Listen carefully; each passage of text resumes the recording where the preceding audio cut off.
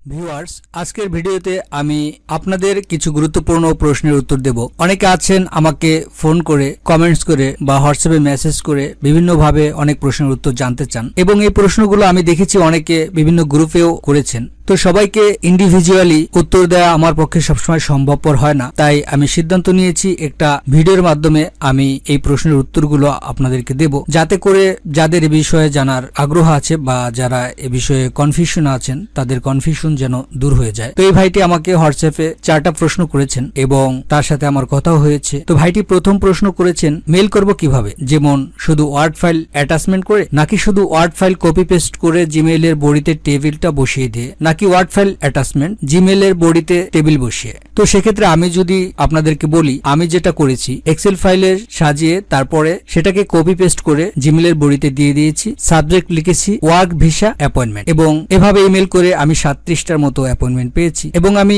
জিমেইলের বডিতে copy paste করে এবং এক্সেল ফাইল অ্যাটাচ করেও ইমেল করেছি, সেটাতেও পেয়েছি। মূলত বিষয়টা হচ্ছে যে তারা ওয়ার্ড অথবা এক্সেল ফাইলে তথ্যটি চেয়েছে, তার কারণ হচ্ছে তারা যেন এটাকে সহজেই কপি পেস্ট করে এক্সেল ফাইলে রিঅ্যারেঞ্জ করতে পারে। তো আপনি যদি ইমেলের বডিতেও কপি পেস্ট করে দেন, সেটাকেও তারা কপি পেস্ট করে সহজেই এক্সেল ফাইলে অ্যারেঞ্জ করতে পারবে এবং ওয়ার্ড অথবা এক্সেল ফাইলে দিলেও সেটা করতে পারবে। সুতরাং আপনি 3 ভাবেই করতে পারেন, আমি মনে করি এতে কোনো সমস্যা হবে না। ভাইটি দ্বিতীয় প্রশ্ন করেছেন যে সকাল 9টা থেকে বিকাল 5টার মধ্যে ছাড়া বা বন্ধের দিনে মেইল পাঠানো হলে কি কোনো সমস্যা আছে? না, এতে কোনো সমস্যা নাই। তার কারণ হচ্ছে আপনি যে আমাকে হোয়াটসঅ্যাপে মেসেজটা করলেন, মেসেজটা কিন্তু আপনার পক্ষ থেকে সেন্ড হবে। আমি যখন অনলাইনে আসব আমি দেখতে পাবো। এছাড়া আপনি যদি একটু বিবেচনা করেন তাহলে দেখবেন যে যদি কেউ আপনাকে ইমেল করে, আপনি কিন্তু ইমেল ওপেন করলে তখন ইমেলটা দেখতে পাবেন। সেটা দিনের 24 ঘন্টার মধ্যে যে কোনো সময় সে করে থাকলেও আপনি সেটা পাবেন। ঠিক তেমনি আপনিও যদি দিনের 24 ঘন্টার যে কোনো সময় তাকে মেল করেন,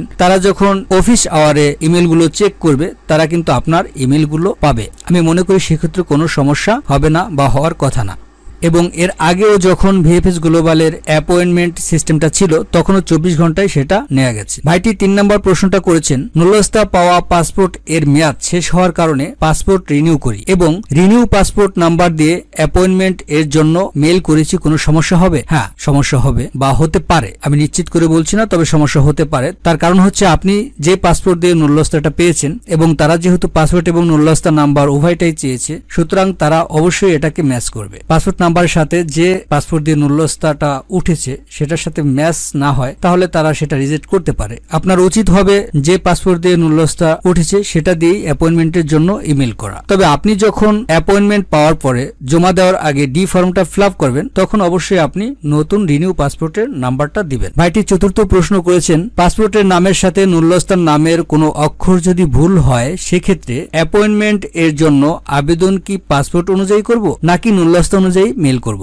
সেক্ষেত্রে আপনি নুল্লস্তা অনুযায়ী মেল করবেন। তবে আপনি যখন ডি ফর্মটা ফিল আপ করবেন তখন পাসপোর্ট অনুযায়ী করবেন এবং মধ্যস্থতাকারী নিযুক্ত অ্যাডভোকেটের সাথে কথা বলবেন এবং তারা একটা অঙ্গীকারনামা দিবেন যে আমার এখানে পাসপোর্টের সাথে একটা বা 2টা অক্ষর বা যে কোনো ভুল, সেটা টাইপিং মিস্টেক ছিল, সেটা ইতালি থেকে ঠিক করে সেটা একটা সংযুক্তি জমা দিবেন আপনি যখন ভিএফএস গ্লোবালে আপনার ফাইলটা জমা করবেন। তবে অবশ্যই আপনারা এক্ষেত্রে এডিট করবেন না, আপনারা ভুল হইলে সেটা স্বীকার করবেন এবং একটা অঙ্গীকারনামা বা যাই বলেন না কেন সেটা আপনার অ্যাডভোকেটের সাথে কথা বলে সংযুক্ত করে দিবেন। এখানে আরেকটি ভাই আমাকে প্রশ্ন করেছে যে ভাইয়া, আমরা এগ্রিকালচার ভিসার জন্য 17 জন নুল্লস্তা পেয়েছে, এর মধ্যে 10 জন ইতালি চলে গিয়েছে আর বাকিগুলো আপনার ভিএফএস গ্লোবালে জমা রয়েছে, এখন আমরা কি ভিসা পাবো নাকি আমাদের বাদ দেওয়া হবে? যদি আমার অভিজ্ঞতা থেকে বলি তাহলে আসলে এটা স্পেসিফিক্যালি বলা যাচ্ছে না। আমার পরিচিত জন এরকমও অনেক আছেন যারা এই সমস্যার মধ্যে আছেন। তো আসলে নিশ্চয়ই একটা মালিকের ক্যাপাবিলিটি থাকে এই কয়জন লোক নিতে পারবে। তো প্রথম অবস্থায় যেটা হয়েছে, তারা